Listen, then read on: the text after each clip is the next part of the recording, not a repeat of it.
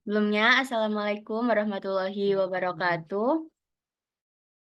Waalaikumsalam warahmatullahi wabarakatuh.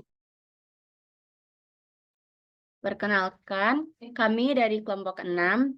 Pada kesempatan kali ini, izinkanlah kami untuk mempresentasikan materi mengenai jenis makna dalam pemakaian berbahasa secara komunikatif.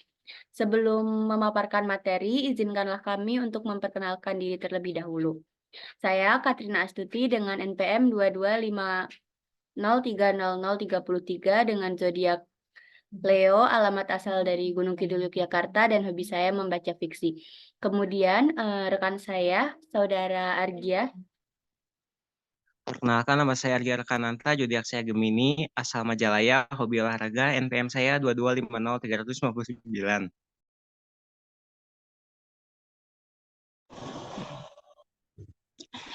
Perkenalkan, nama saya Hayanur Haifah Salma, zodiak saya Aquarius, alamat asal dari Jalan Tubagus Ismail, hobi saya memancing dengan NPM 2250348.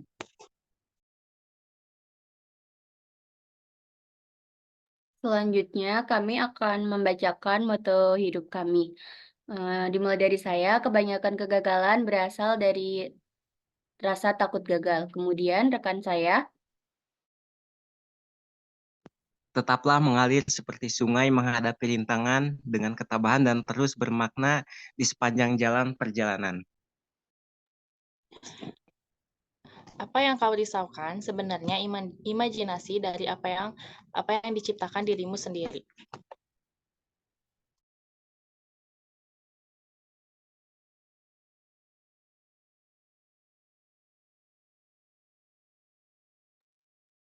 sebelum memulai pada pemaparan materi, izinkanlah kami untuk menampilkan yel-yel dari kelompok kami. 1, 2, 3. Mana di mana kelompok paling keren? Kelompok paling keren ada di kelompok 6. Mana di mana kelompok paling jago? Kelompok paling jago ada di kelompok 8. Kelompok 6 oke, kelompok 6 oke. Kelompok 6. Luar biasa. Luar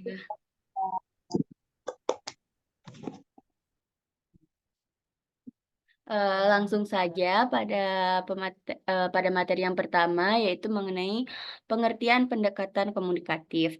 Pendekatan komunikatif adalah suatu pendekatan yang bertujuan untuk membuat kompetensi komunikatif sebagai tujuan pembelajaran bahasa. Juga mengembangkan prosedur-prosedur bagi pembelajaran 4 keterampilan berbahasa, yakni menyimak, membaca, berbicara, serta menulis. Mengakui dan menghargai saling ketergantungan bahasa. Ciri-ciri utama pendekatan komunikatif adalah adanya dua kegiatan yang saling berkaitan erat, yakni yang pertama kegiatan-kegiatan komunikatif fungsional atau functional communication activity, yang kedua kegiatan interaksi sosial atau social interaction activity. Yang pertama yakni kegiatan komunikasi fungsional yang dimaksudkan adalah yang terdiri dari mengelola informasi berbagai informasi dengan kerjasama yang terbatas dan berbagi informasi dengan kerjasama yang tidak terbatas. Kemudian yang kedua, kegiatan interaksi sosial terdiri atas 6 hal, yakni improvisasi, lakon-lakon pendek yang lucu, aneka simulasi, dialog, dan bermain peran, serta sidang-sidang konversasi dan diskusi serta berdebat. Pendekatan komunikatif berorientasi pada proses belajar mengajar, berdasarkan tugas dan fungsi berkomunikasi. Prinsip dasar dari pendekatan ini ialah yang pertama, materi harus terdiri dari bahasa sebagai alat komunikasi. Yang kedua, desain materi harus menekankan proses belajar mengajar dan bukan pokok bahasan. Lalu yang ketiga, materi harus memberi dorongan kepada pelajar untuk berkomunikasi secara wajar. Kemudian langkah-langkah pembelajaran yang berlandaskan pendekatan komunikatif. Yang pertama, ada tahap persiapan. Tahap persiapan yang dimaksudkan adalah guru perlu merumuskan tujuan pembelajaran dan menyiapkan berbagai strategi yang berhubungan dengan pokok bahasan yang diajarkan. Kemudian yang kedua ada tahap pelaksanaan. Tahap pelaksanaan ini, guru menyajikan materi pelajaran dengan memanfaatkan pendekatan komunikatif ini, sehingga menarik perhatian peserta didik dalam proses belajar mengajar, sehingga pembelajaran berlangsung efektif dan juga efisien. Lalu yang ketiga terdapat tahap evaluasi. Tahap evaluasi, guru mengadakan evaluasi materi, pelajaran yang lebih menekankan pada aspek kognitif dan juga afektif. Pendekatan komunikatif juga dapat diartikan sebagai pendekatan yang berpijak pada hakikat bahasa sebagai alat ataupun sarana komunikasi, sehingga pengajaran bahasa diarahkan pada penggunaan bahasa serta alat komunikasi. Kemudian yang kedua ada jenis makna komunikatif yang akan dipaparkan oleh kedua rekan saya. Yang pertama, Saudara Argia. Baik, yang selanjutnya ada jenis makna komunikatif. Menurut Kamus Besar Bahasa Indonesia, yang dimaksud dengan makna ialah pengertian yang diberikan pada suatu bentuk kebahasaan. Menurut Bompit, dalam Abdul Wahab 1995, makna adalah suatu bentuk kebahasaan yang harus dianalisis dalam batas-batas unsur paling penting di situasi di mana penutur mengujarnya. Dalam pengertian di atas, dapat kita simpulkan bahwa batasan mengenai pengertian makna sangat unik dan sangat sulit untuk ditentukan karena setiap pemakaian bahasa memiliki kemampuan dan juga cara pandang yang berbeda dalam memakai sebuah ujaran atau kata. Di sini ada makna afektif. Makna afektif adalah makna yang merefleksikan perasaan seseorang termasuk sikapnya terhadap mitra tutur suatu yang dibicarakan. Makna ini muncul akibat reaksi pendengar atau pembaca terhadap penggunaan kata dalam kalimat. Makna afektif memiliki ciri-ciri antara lainnya. Yang pertama, merefleksikan perasaan seseorang. Dan yang kedua, berhubungan dengan reaksi pendengar ataupun pembaca di dimensi rasa. Makna afektif ini terbagi menjadi dua atau tiga, yaitu makna afektif tinggi biasanya terdapat dalam kata sastra klasik dan juga asing. Makna afektif ramah biasanya digunakan dalam pergaulan kita sehari-hari antara sesama anggota masyarakat. Makna afektif kasar biasanya berasal dari kata-kata yang dari bahasa daerah atau dialek kasar. Berikut contoh ketiga makna tersebut, yaitu makna afektif tinggi, aksi, gerakan, mahasiswa melakukan aksi demo menolak kenaikan harga BBM. Imajinasi atau angan-angan, kita harus menggunakan imajinasi kita. Cakrawala lengkung langit, matahari mengintip cakrawala gurun di sebuah timur. Makna afektif ramah, akur, cocok, sesuai. Cicil, angsur, hantam, pukul. Makna afektif kasar, gua, saya, mampus, mati. Makna denotatif adalah makna yang sebenarnya makna denotatif berkaitan dengan arti objektif diukur dari suatu kata atau frasa. Makna denotatif berlaku secara umum dalam masyarakat. Contohnya melihat pembantunya sedangkan mengepel lantai. Ibu hamil itu mengangkat kakinya ke atas kursi. Makna mengangkat kaki di sini adalah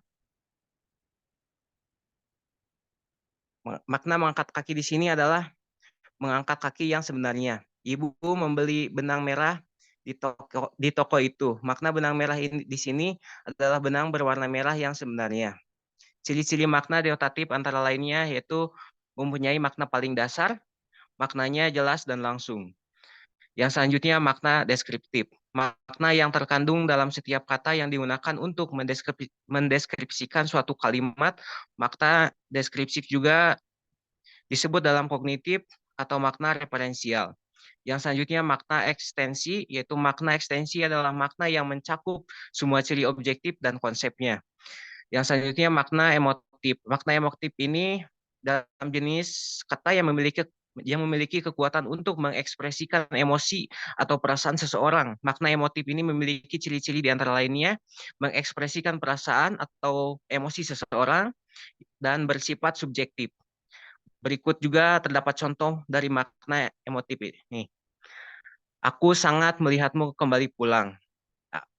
Maaf, aku sangat senang melihatmu kembali pulang. Ibu sangat marah karena diabaikan dalam keputusan tersebut. Yang selanjutnya makna Graflecker. Makna Graflecker adalah makna yang timbul karena adanya sugesti emosional baik dari penutur maupun mitra tutur. Selain itu, makna Graflecker juga berpautan dengan ungkapan bermakna jamak dan tabu. Contoh dari makna Graflecker ini, yang pertama, mabok lo ya. Yang kedua, bangke bener. Yang ketiga, dasar anak setan, emang bangke lo. Dan yang selanjutnya, makna edisional. Makna edisional ini adalah makna yang muncul dari penggunaan kata yang memiliki konsep. Makna edisional juga dapat diartikan sebagai makna yang terkandung dari sebuah kata. Contoh dari makna edisional ini antara lainnya yaitu kata demokrasi memiliki makna persamaan hak kewajiban seluruh rakyat. Yang kedua, makna edisional demokrasi adalah rakyat turut memerintah melalui wakil-wakilnya. Yang selanjutnya makna gramatikal. Makna gramatikal adalah makna yang muncul dari kata yang telah mengalami proses gramatikal seperti afiksasi, reduplikasi, dan komposisi. Makna gramatikal dapat berubah-ubah sesuai dengan proses gramatikal yang terjadi dari kata. Contoh makna gramatikal yaitu yang pertama, makna gramatikal dari kata menelpon adalah bercakap-cakap melalui pesawat telepon. Ciri-ciri makna gramatikal sebagai berikut ini. Yang pertama, muncul akibat proses gramatikal seperti afiksasi, reduplikasi, dan komposisi. Makna dasar yang telah mendapat imbuhan perubahan intonasi, pengulangan kata hingga menjadi bentuk frasa. Sangat tergantung pada struktur kalimatnya. Dan yang selanjutnya, makna kiasan. Makna kiasan adalah makna yang tidak sesuai dengan makna harfiah. Makna kiasan juga memiliki makna metaforis. Ciri-cirinya adalah mengacu pada suatu konsep atau perasaan melalui perbandingan dengan hal lainnya yang berbeda. Biasanya digunakan untuk memberikan warna atau nuansa pada bahasa sehingga lebih menarik dan hidup. Memiliki peran penting dalam mempermudah dan menyampaikan pesan, cara memperkaya bahasa. Tidak sesuai dengan makna sebenarnya. Contohnya, aku rela mati untukmu. Kamu begitu penting, kamu begitu ramping sehingga angin dapat membawamu pergi. Dan yang selanjutnya akan disampaikan oleh Saudari Haya.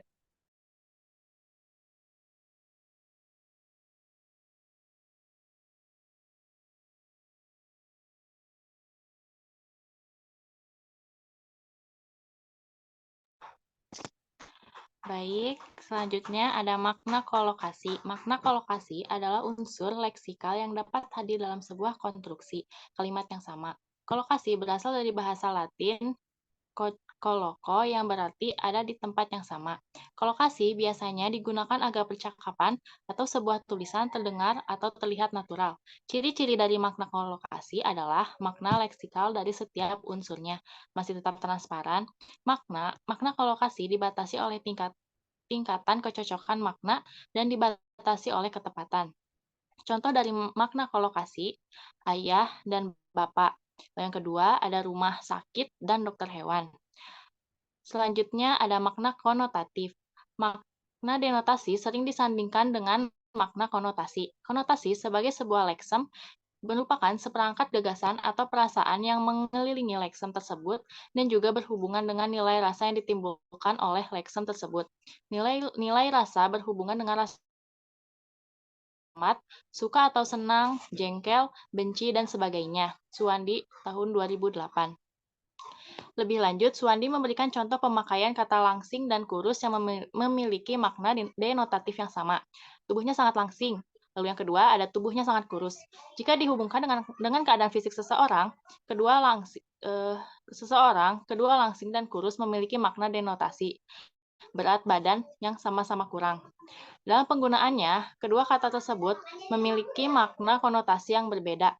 Langsing merujuk pada berat badan yang ideal, biasanya menjadi idaman bagi perempuan, sedangkan kata kurus berkonotasi negatif karena kurang makan, kurang gizi, atau karena penyakit. Dengan demikian, kata langsing berkonotasi baik dan kata kurus berkonotasi kurang baik. Perhatikan contoh lainnya. Satpol PP menertibkan para gelandangan. Lalu yang kedua, Satpol PP menertibkan para tunawisma. Lalu selanjutnya ada makna konseptual. Makna konseptual adalah makna yang sesuai dengan konsepnya, makna yang sesuai dengan referennya, dan makna yang bebas dari asosiasi atau hubungan apapun. Makna konseptual ini sama dengan makna referensial, makna leksikal, dan makna denotatif. Makna konseptual dapat diketahui setelah kita menghubungkan atau membandingkan pada tataran bahasa. Makna konseptual dianggap sebagai faktor utama di dalam setiap komunikasi. Contoh dari makna konseptual di antara lain sebagai berikut. Yang pertama, kata ibu yang berarti manusia berjenis kelamin perempuan dan telah dewasa.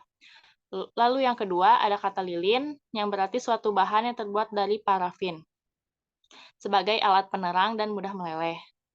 Berikut ciri-ciri makna konseptual. Yang pertama, makna konseptual lebih luas daripada makna asosiatif. Lalu yang kedua dapat dipahami oleh hampir setiap individu yang mengerti bahasa tersebut. Lalu ada yang memiliki leksem satuan leksikal dasar terlepas dari konteks atau asosiasi. Yang keempat, makna konseptual adalah faktor utama di dalam setiap komunikasi. Dan yang terakhir, makna yang disampaikan oleh penggunaan harfiah sebuah kata. Lalu ada makna leksikal. Makna leksikal adalah makna yang diperoleh dari sebuah kata dasar. Makna leksikal adalah makna sesungguhnya dari suatu kata. Makna leksikal bisa dipahami ketika suatu kata berdiri sendiri. Lalu ada makna luas. Makna luas adalah gejala yang terjadi pada sebuah kata atau leksem yang pada mulanya hanya memiliki sebuah makna, tetapi karena berbagai faktor memiliki makna-makna lain. Contohnya, kata saudara pada awalnya bermakna seperut atau sekandungan. Kemudian berkembang maknanya jadi siapa saja yang ada pertalian darah, seperti sepupu atau orang yang sudah dianggap saudara. Lalu ada makna piktorial. Makna piktorial adalah makna yang muncul dari bayangan pendengar atau pembaca terhadap kata yang didengar atau dibaca. Makna piktorial juga merupakan makna yang berhubungan dengan perasaan pendengar atau pembaca. Misalnya kata kakus akan membuat orang mendengarnya membacanya terbayang hal-hal yang berhubungan dengan kakus. Contoh lain dari makna piktorial adalah saat kita berbicara tentang sesuatu menjijikan dan menimbulkan rasa perasaan jijik bagi pendengar. Lalu ada makna referensial. Makna referensial adalah makna kata yang didasari oleh referensi atau suatu kata dalam kondisi yang sebenarnya. Makna ini mempunyai hubungan dengan makna yang telah disepakati bersama. Misalkan, kata air termasuk dalam makna referensial. Makna air mengacu pada cairan yang jernih dan tidak berwarna, tidak berasa, dan tidak berbau. Diperlukan oleh manusia, hewan, dan tumbuhan. Secara kimiawi mengandung hidrogen dan oksigen. Lalu ada makna sempit. Makna sempit adalah gejala yang terjadi pada sebuah kata yang mulanya mempunyai makna yang cukup luas, kemudian berubah menjadi terbatas hanya pada sebuah makna saja. Contohnya, kata sarjana pada mulanya bermakna orang berilmu, tetapi sekarang kata sarjana hanya diperuntukkan oleh orang yang menempuh pendidikan tinggi. Lalu ada makna stilistika. Stilistika adalah cabang ilmu bahasa yang mempelajari penggunaan gaya bahasa dalam karya sastra. Stilistika juga merupakan ilmu yang berkaitan dengan gaya bahasa. Lalu ada makna tematis. Makna yang muncul akibat memberikan penekanan atau fokus pembicaraan pada salah satu bagian kalimat. Makna tematis dapat dipahami setelah pembicara atau penulis mengkomunikasikan terlebih dahulu hal yang akan dibicarakan dengan menggunakan kata-kata yang mudah dipahami melalui inti pembicaraan. Contohnya, tongkat Ali nikmat dan berkhasiat. Lalu perempuan itu guru saya. Lalu contoh yang terakhir, lelaki itu anaknya.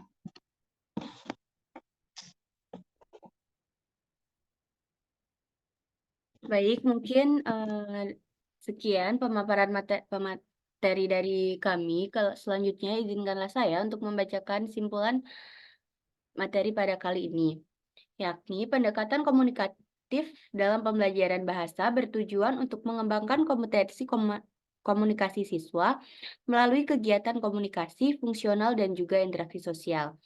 Prinsip dasarnya ialah penggunaan bahasa sebagai alat komunikasi, penekanan pada proses pembelajaran, serta dorongan kepada siswa untuk berkomunikasi secara efektif. Kemudian terdapat beberapa jenis makna komunikatif yang telah kami sebutkan. Dan dari setiap jenis makna memiliki ciri serta contoh yang berbeda sesuai dengan penggunaannya dalam bahasa.